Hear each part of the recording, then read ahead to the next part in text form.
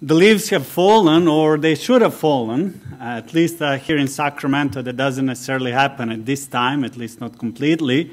And I see leaves on some trees throughout the winter anyway.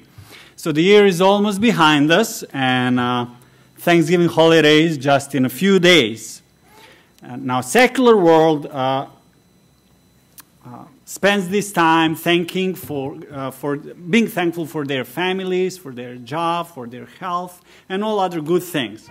Religious people have another reason to celebrate, and they give their express their gratitude towards God. Now, the question that I have for us believers is, based on our beliefs and the Bible, we should be thanking God every day. So why have a special service, or why have special occasions when we are supposed to do it every day? And if we are supposed to do it, are we overdoing it? Right? Now, I'm not saying that. I'm just asking. Now, it's interesting when we go to the Bible and do a search on Thanksgiving. It's interesting what we can find there. For example, in Leviticus chapter 7, verses 11 through 12, we read, "This is the law of the sacrifice of peace offering, which he shall offer to the Lord. If he offers it for a thanksgiving, then he shall offer with the sacrifice of thanksgiving unleavened cakes, so on and so forth." So what I want us to see here is that in the Old Testament, included with a system, sacrificial system, they had a thanksgiving offering or a thanksgiving sacrifice. So it's just interesting that they had something like that. So they wouldn't just offer animal sacrifices for sins.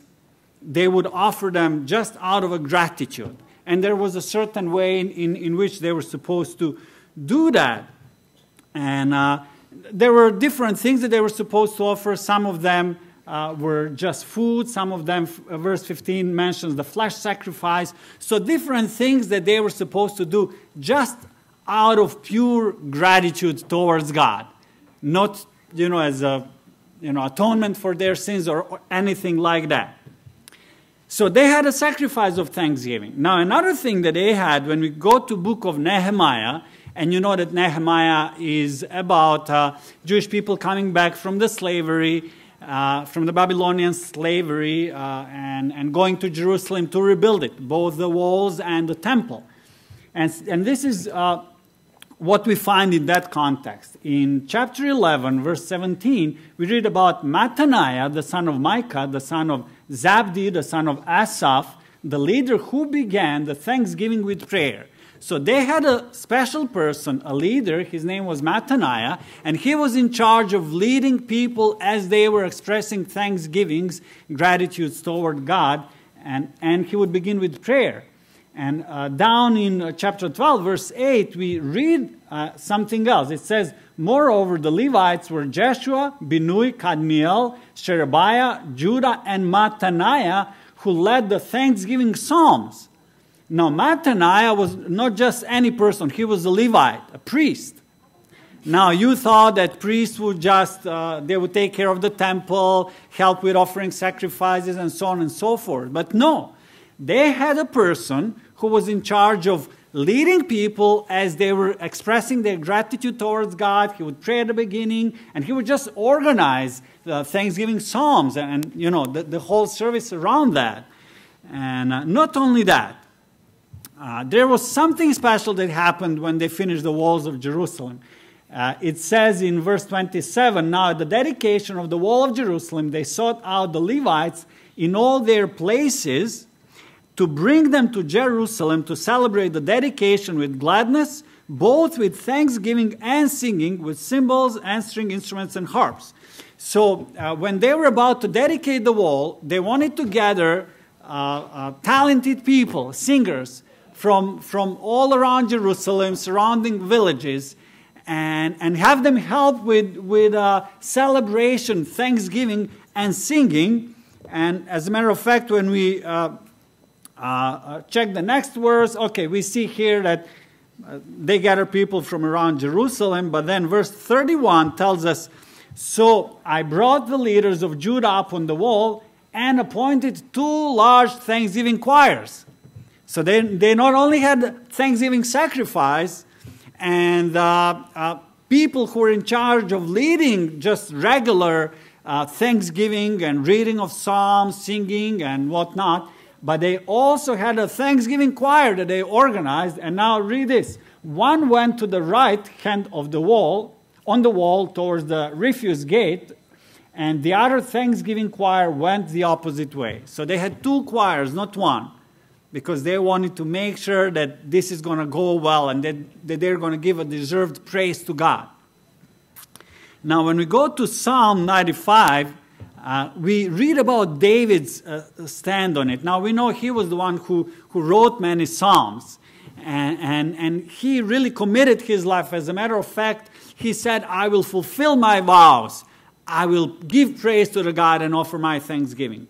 So we learn from there that he vowed to God, he promised to God that he will spend his life just praising him. And in one of the Psalms, he says, "Oh, come, let us sing to the Lord. Let us shout joyfully to the rock of our salvation. Let us come before his presence with thanksgiving. Let us shout joyfully to him with psalms. For the Lord is the great God and the great King above all gods." And when we continue reading this psalm, we see that he's giving reasons as to why we should praise God for everything that he does for us.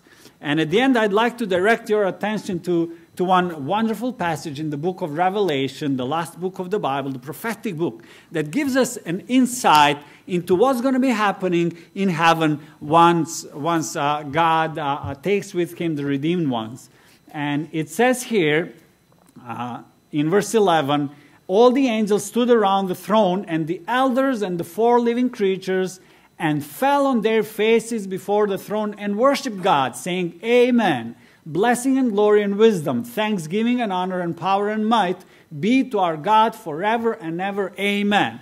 So here we see angels and heavenly beings just praising God, worshiping him, falling on their faces, expressing their thanksgiving and honor. But something else happens. It says in verse 13, "Then one of the elders answered, saying to me, Who are these arrayed in white robes? And where did they come from?" And I said to him, "Sir, you know."